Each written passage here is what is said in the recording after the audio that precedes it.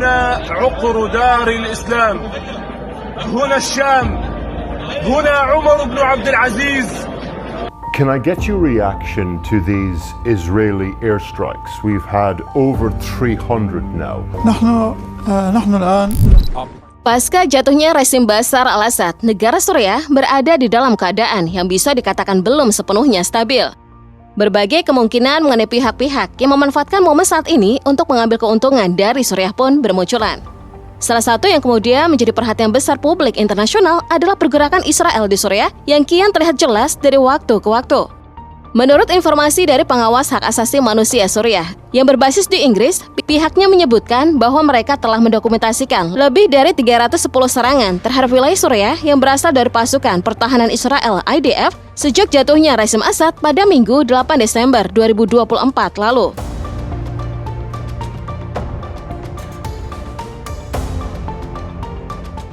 Secara keseluruhan, target-target serangan tersebut adalah gudang senjata, depot amunisi, bandara, pangkalan angkatan laut, dan pusat penelitian. Beberapa di antara adalah fasilitas militer tentara Suriah yang terletak di Aleppo di utara Suriah, hingga Damaskus di selatan. Sebelumnya, Israel diketahui telah melancarkan serangan udara terhadap pangkalan militer Suriah dan mengerahkan pasukan ke zona penyangga demilitarisasi di dataran tinggi Golan, sehingga dengan sendirinya memperluas jumlah wilayah Suriah yang berada di bawah kendali pihak Israel.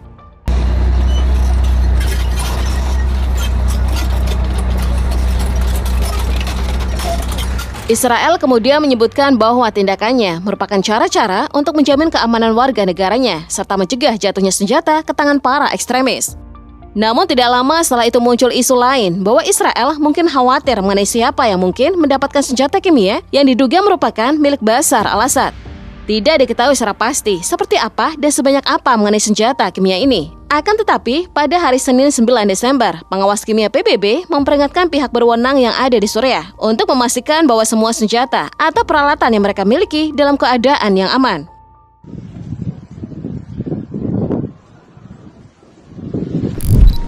Di tengah pergerakan Israel yang dilaporkan kian masif, timbul beberapa spekulasi jika HTS akan melakukan perlawanan terhadap Israel, mengingat Israel sudah keterlaluan dalam melakukan pendudukan di sebagian wilayah Suriah.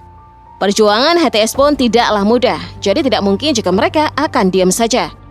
Di sisi lain, kemungkinan mengenai pihak HTS yang bergerak dan berniat untuk membantu pembebasan wilayah Gaza dan Yerusalem juga muncul ke permukaan. Dalam sebuah video, tampak beberapa pejuang HTS menyatakan keinginan mereka mengenai hal tersebut dengan dalih membantu sesama Muslim. هنا عقر دار الإسلام، هنا الشام، هنا عمر بن عبد العزيز. Walaupun belum dapat dipastikan rencana itu akan terlaksana, tapi apakah hal tersebut benar-benar mungkin dilakukan oleh HTS? Namun kemungkinan itu dipatahkan oleh beberapa fakta bahwa tampaknya HTS tidak begitu tertarik melakukan perlawanan terhadap Israel. Walaupun terdapat serangan demi serangan dari Israel, pemimpin kelompok Suriah Abu Muhammad al-Julani menyampaikan bahwa kelompok Hayat Tahrir al-Sham HTS miliknya tidak memiliki ketertarikan untuk berkonflik dengan Israel. Dalam sebuah pernyataan, Abu Muhammad al-Julani juga mengatakan bahwa tidak ada alasan untuk intervensi asing di Suriah saat ini karena Iran sudah pergi. Pihaknya menegaskan bahwa tidak sedang dalam proses berkonflik dengan Israel. Pernyataan-pernyataan itu pun kemudian diperkuat dengan adanya wawancara yang dilakukan seorang reporter dengan juru bicara HTS. Tampak ketika sang reporter menanyakan persoalan terkait serangan Israel, juru bicara HTS mengabaikan pertanyaan itu dan memilih menjawab mengenai topik lainnya. Can I get your reaction to these Israeli airstrikes? We've had over 300 now. نحن الآن Jika dilihat dari skala kekuatan yang dimiliki oleh HTS dimulai dari kelompok ini terbentuk hingga kemudian mampu membangun perekonomian sendiri, mendapat dukungan penuh dari beberapa pihak seperti contohnya Amerika Serikat, hingga akhirnya mampu menggulingkan kekuasaan Bashar al-Assad yang puluhan tahun memegang kendali Suriah. Tentu HTS bukanlah kelompok yang bisa disebut sebagai kelompok sembarangan.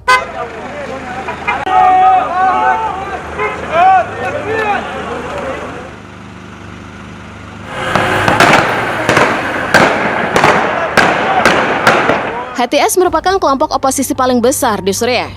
Sebelumnya, kelompok ini bernama Jabhat al-Nusra. HTS juga bersekutu dengan beberapa faksi lainnya, termasuk Jabhat Fateh al-Sham, Liwa al-Haq, Jabhat Ansar al-Din, dan Jaish al-Sunnah. Pada masa awal-awal tercetusnya perang di Suriah, Jabhat al-Nusra terbentuk pada tahun 2012 oleh ISIS.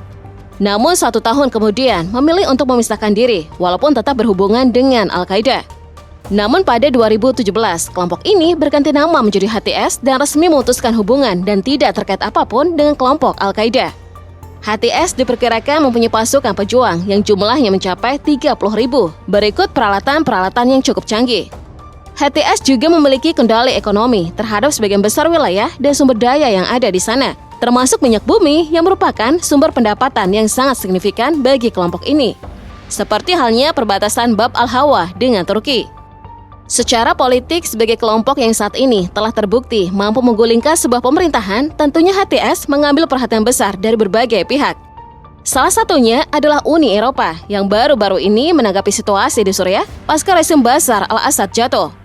Seorang direktur program Timur Tengah dan Afrika Utara di Dewan Eropa untuk Hubungan Luar Negeri, Julian Barnes-Daisy, mengatakan kepada salah satu media bahwa Uni Eropa harus memberikan perhatian dan sumber daya politik yang signifikan dalam pembentukan pemerintahan yang inklusif di Suriah.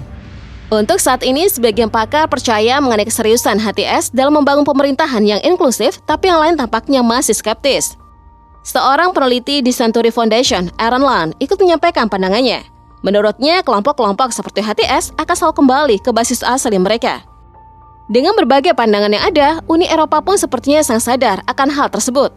Pihaknya berniat untuk berhati-hati dalam memutuskan sikap yang akan diambil terkait transisi kekuasaan di Damaskus.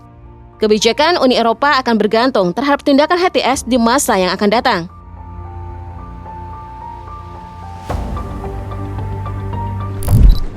Sudah bukan rahasia lagi jika negara-negara barat kerap mengambil peran di dalam konflik-konflik yang terjadi di kawasan Timur Tengah. Tidak terkecuali dengan konflik HTS Suriah yang mengundang negara-negara barat untuk mengambil bagian. Di pihak Bashar al-Assad, Rusia adalah pendukung paling loyal. Kedekatan antara Rusia dan Bashar al-Assad memang tampaknya tak bisa dihilangkan begitu saja. Sejak perang Suriah dimulai, Rusia sudah memberikan banyak bantuannya. Sebagai gantinya, Rusia pun mendapatkan sebagian kendali di Suriah, di antaranya pembangunan pangkalan militer di wilayah Tartus. ونحن لا نلتقي منذ فترة طويلة واليوم لدينا فرصة جيدة لاستعراض جميع. Jalinan erat antara keduanya juga terbukti hingga Bashar al-Assad telah digulingkan. Sebuah isu yang kuat mengenai Bashar al-Assad yang mendapat perlindungan di Rusia pun telah mencuat dalam beberapa hari terakhir ini. Di sisi lain, HTS juga mendapat dukungan penuh dari Amerika Serikat.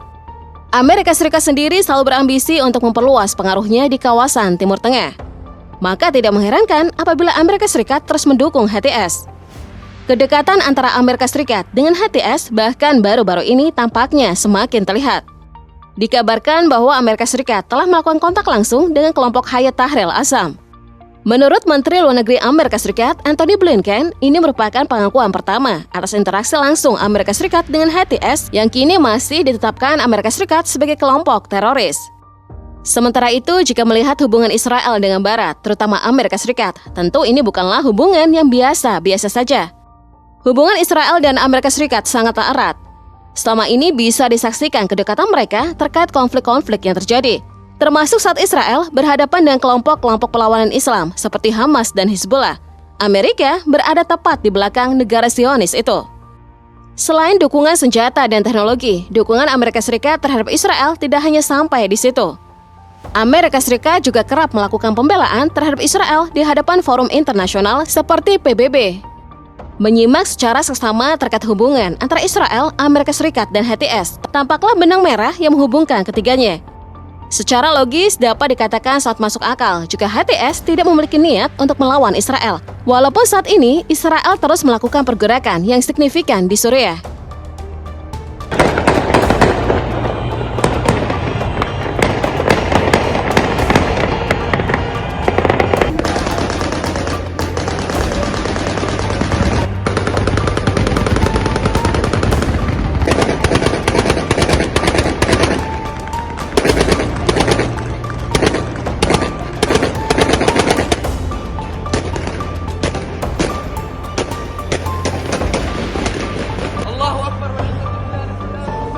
محافظة حماة التي حررها إخواننا في دار العمليات العسكرية.